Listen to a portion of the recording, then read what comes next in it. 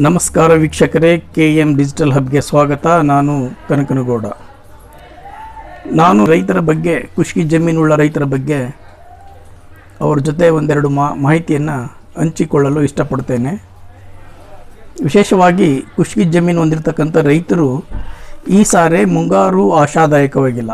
ಹಾಗಾಗಿ ರೈತರು ಬರ ನಿರೋಧಕ ಬೆಳೆಗಳನ್ನು ಬೆಳಿಬೇಕೆಂದು ತಮ್ಮಲ್ಲಿ ವಿನಂತಿ ಮಾಡಿಕೊಳ್ತಾ ಇದ್ದೇನೆ. ಹಾಗೆಯೇ ಮಲ್ಟಿ ಕ್ರಾಪ್ಸ್ ಈಗ ಏಕ ಬೆಳೆ ಪದ್ಧತಿ ಬೆಳೆಯೋದ್ರಿಂದ ರೈತರಿಗೆ ಲಾಸ್ ಆಗ್ಬೋದು. ಆದ ಕಾರಣ ರೈತರು ಅಕ್ಕಡಿ ಸಾಲುಗಳನ್ನು ಬೆಳಿಬೇಕು. ಅದರ ಜೊತೆಗೆ ಒಟ್ಟು ಮಲ್ಟಿ ಕ್ರಾಪ್ ಬೆಳೆಯನ್ನು ಬೆಳಿಬೇಕು. ಉದಾಹರಣೆಯಾಗಿ ತೊಗರಿ ಮತ್ತು ಮೆಕ್ಕೆಜೋಳ, ತೊಗರಿ ಮತ್ತು ಶೇಂಗಾ, ಈ ರೀತಿಯಾಗಿ ಇಂಟರ್ ಕ್ರಾಪ್ ಮಾಡಿದರೆ ರೈತರಿಗೆ ಒಂದು ಬೆಳೆ ಲಾಸ್ ಆದರೆ ಇನ್ನೊಂದು ದಕ್ಕುತ್ತೆ. ಹೀಗಾಗಿ ಆರ್ಥಿಕವಾಗಿ ಅಷ್ಟೇನು ಲಾಸ್ ಆಗಲ್ಲ. ಅದೇ ರೀತಿಯಾಗಿ ಈ ಸರಿ ರಸಗೊಬ್ಬರದ ಕೊರತೆ ಹೆಚ್ಚು ಕಾಡಲಿದೆ.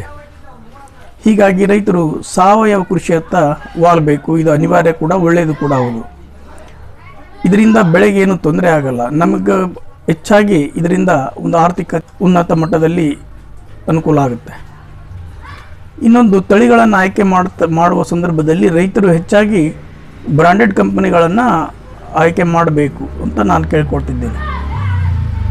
ಬ್ರಾಂಡೆಡ್ ಕಂಪನಿಗಳಂದರೆ ಯಾವೇ ಇರ್ಬೋದು, ಇವತ್ತು ಇಂಡಿಯಾದು ಇರ್ಬೋದು ಅಥವಾ ಔಟ್ ಆಫ್ ಕಂಟ್ರಿನೇ ಇರ್ಬೋದು, ಅಂಥ ಒಂದು ಬ್ರಾಂಡೆಡ್ ಒಳ್ಳೆ ತಳಿಗಳನ್ನು ಆಯ್ಕೆ ಮಾಡಿಕೊಳ್ಬೇಕು. ಫಾರ್ ಎಕ್ಸಾಂಪಲ್ ಪಯೋನಿಯರ್ ಆಗಲಿ, ಅಡ್ವಾಂಟ್ ಆಗಲಿ, ಬಯರ್ ಆಗಲಿ, ಸಿಂಜೆಟಾ ಕಂಪ್ನಿ ಆಗಲಿ, ಈ ಥರ ಒಂದು ಕಂಪನಿಯ ಬೀಜಗಳನ್ನು ಮತ್ತು ಪ್ರಾಡಕ್ಟ್ಗಳನ್ನು ರೈತರು ಯೂಸ್ ಮಾಡಬೇಕು. ಆಮೇಲೆ ಬೆಳೆಯನ್ನು 15 ದಿವಸಗಳ ಒಳಗಾಗಿ ಒಂದು ಸಾರಿ ಎಡೆ ಅಥವಾ ಗಡ್ಡಿಯನ್ನು ಅಥವಾ ಕೈಗಳೆಯನ್ನು ಮಾಡಬೇಕು. ಇದರಿಂದ ಬೆಳೆ ಚೆನ್ನಾಗಿ ಬರುತ್ತೆ. ಆಮೇಲೆ ಡೈಲಿ ಮಾರ್ನಿಂಗ್ ಒಂದು ಸಾರಿ ವಿಸಿಟ್ ಕೊಡಬೇಕು ಹೊಲಕ್ಕೆ. ಬೆಳೆ ಯಾವುದೇ ರೀತಿ ಇದ್ರೂ ಸಹಿತ ಡೈಲಿ ಒಂದು ವಿಸಿಟ್ ಕೊಡಬೇಕು.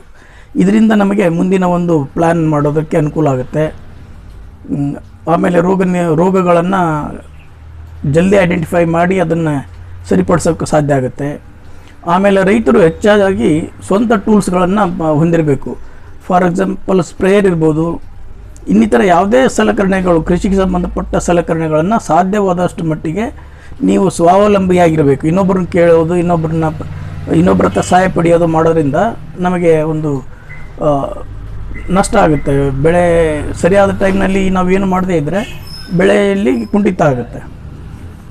ಹಾಗಾಗಿ ರೈತರು ಸಾಧ್ಯವಾದಷ್ಟು ಸ್ವಂತ ಸಲಕರಣೆಗಳನ್ನು ಹೊಂದಿರಬೇಕು. ಅದೇ ರೀತಿಯಾಗಿ ಬೆಳೆಗಳಿಗೆ ಮೈಕ್ರೋನ್ಯೂಟ್ರಿಯನ್ಸನ್ನು ಒದಗಿಸ್ಬೇಕು. ನಾವು ಬರೀ DAP ಅಷ್ಟೇ ಕೊಡ್ತೇವೆ. ದಯವಿಟ್ಟು ರೈತರು ಮೈಕ್ರೋನ್ಯೂಟ್ರಿಯನ್ಸ್ ಅಂತಂದರೆ ಅಲ್ಪ ಪ್ರಮಾಣದಲ್ಲಿರ್ತಕ್ಕಂಥ ಈ ಜಿಂಕು, ಜಿಪ್ಸಮ್ಮು, ಬೋರಾನು, ಮ್ಯಾಗ್ನೀಷಿಯಮ್ಮು, ಈ ಥರದ ಒಂದು ಮಲ್ಟಿ ಗೊಬ್ಬರಗಳು ಸಿಗ್ತವೆ. ಅವನ್ನು ನಾವು ಸಣ್ಣ ಪ್ರಮಾಣದಲ್ಲಿ ಹೊಲಕ್ಕೆ ಹಾಕಿದರೆ ನಮ್ಮ ಇಳುವರಿಯಲ್ಲಿ ಹೆಚ್ಚಿನ ಒಂದು ಲಾಭ ಬರುತ್ತೆ. ಇನ್ನೊಂದು ಸಾರಿ ಹೇಳೋದೇನಂತಂದರೆ, ಅದೇ ರೈತರು ಈ ಸಾರಿ ಇಂಟರ್ ಕ್ರಾಪ್ನಲ್ಲಿ ಒಂದೇ ಬೆಳೆಗೆ ಹೋಗಬಾರ್ದು.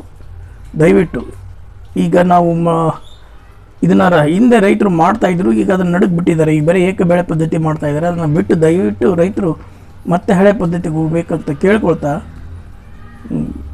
ನನ್ನ ಮಾತುಗಳನ್ನು ಮುಗಿಸ್ತೇನೆ. ಜೈ ಹಿಂದ್, ಜೈ ಕರ್ನಾಟಕ.